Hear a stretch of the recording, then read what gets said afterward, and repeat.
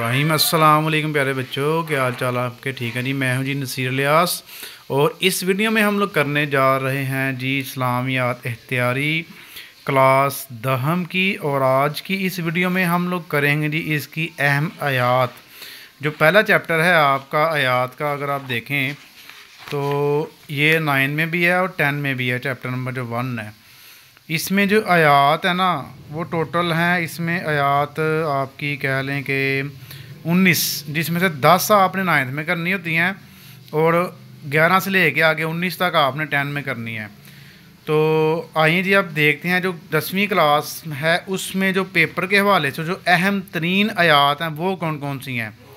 तो 11वीं आयत अगर हम देखें तो इसकी जो आप पेंसिल पकड़ें और साथ साथ आयत पे भी और उसके तर्जमे पे भी निशान लगाते जाएं।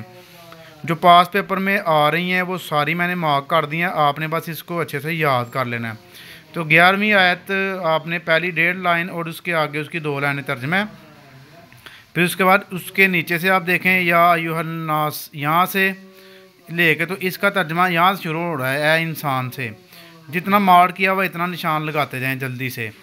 तो अब नेक्स्ट पेज पे आ जाएँ। अगले पेज पे एक छोटी सी आयत हो रहा है, ये देखें आप यहाँ से व इन्ना अलैकुम, यहाँ से लेके तो तफ़अलून तक। और इसका तर्जमा आप ये देखें, बेशक तुम पर हम हाफ़िज़ सिस्टम कर रहे हैं।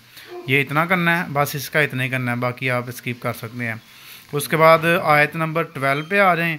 आयत नंबर 12 अगर हम देखें तो ये हमारे पास ज़ालिकल किताबुल ला रैब फ़ीहि हुदल लिल मुत्तक़ीन, सूरतुल बकरा की आयत है हमारे पास। तो अलिफ लाम मीम जो है ये पेपर में नहीं आ रहा, ज़ालिकल किताब से शुरू हो रही है और ये यू की नून तक सारी आ रही है। तो इसका तर्जमा आगे मैंने हाईलाइट कर दिया है, इसको आपने याद कर लेना।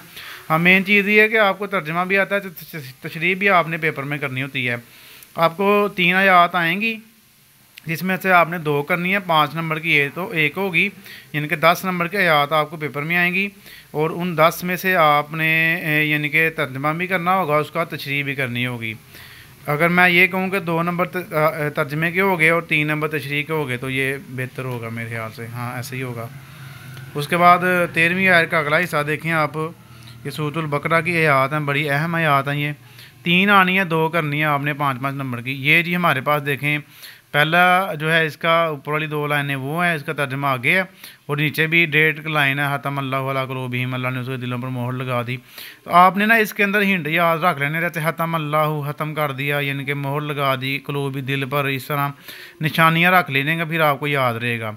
ये आयात के बीच बीच से वो आयात डालता है। इसके अलावा जो इसकी जो आयात नंबर 13वीं है उसका जो लास्ट वाला है वइज़ा लक़ू, यहाँ से लेके ये छोटी सी है और इसका तर्जमा, और जब ये मुनाफिकीन लोगों से मिलते हैं तो ठीक है जी, ये इसका तर्जमा आपने करना है। उसके बाद नेक्स्ट चलते हैं अगली आयत पे।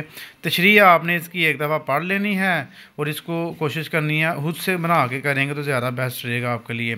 आयत का तर्जमा याद कर लें, तशरीह से मिलती जुलती आप बना लें। मेरे मुसलमान होने की हैसियत से हम इतना तो काट ही लेंगे। उसके बाद आयत नंबर 13 है, ये भी बड़ी इंपॉर्टेंट है।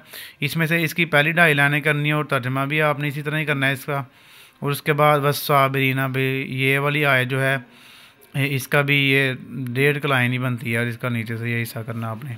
उसके बाद आ जाए जी आयत नंबर 14 पे। ये 14 पे भी आपने पहली 2.5 लाइनें करनी है और इसका तर्जमा आगे, और भी इसके नीचे वाली भी करनी है। ये दोनों ही मोस्ट इंपॉर्टेंट है।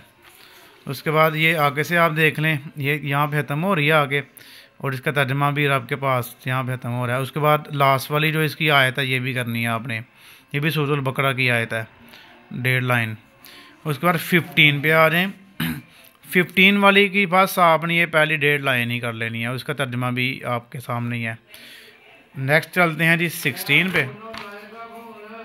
16 पे आ रहे हैं। 16 वाली मोस्ट इंपॉर्टेंट आप कह लें कि काफ़ी पेपर में आ चुकी है।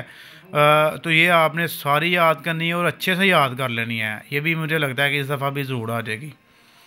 उसके बाद 17 भी जो है हमारे पास, इसकी सिर्फ एक ही आयत करनी है आपने, यहाँ से व मन आवाफ़ा यहाँ से लेके, ठीक है, ये बस फ़ौज़ुल अज़ीम तक। तो इसका तर्जमा भी आपके सामने मार्क किया हुआ है।